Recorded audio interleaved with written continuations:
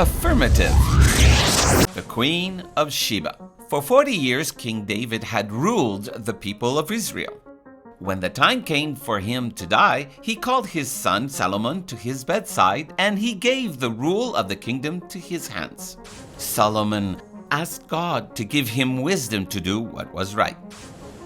God was pleased when Solomon asked for wisdom rather than riches and promised him great wisdom and an understanding heart. God also promised to bless Solomon with honor and wealth if he obeyed his commandments. King Solomon was talked about in all the land because he was kind and just, wiser than any king before him, and all his people were happy.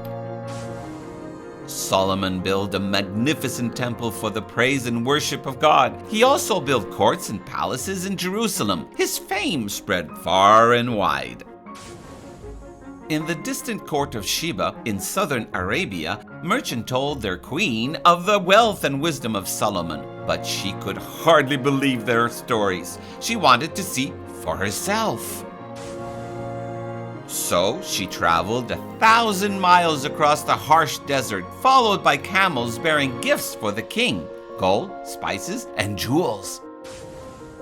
At last she stood in Solomon's magnificent court. There were many things she wanted to see and many questions she wanted to ask this wise man. Solomon showed her the temple where his people worship God and took her to see his palace. As the Queen of Sheba sat at Solomon's temple and listened to him, she realized that his people loved and served him because he was a wise and good king. She exclaimed to the king, "Everything I heard in my country about your achievement and wisdom is true. I didn't believe what was said until I arrived here and saw it with my own eyes.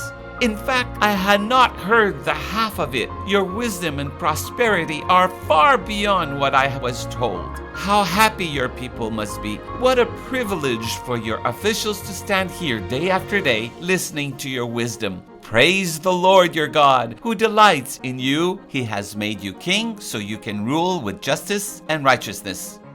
10:4.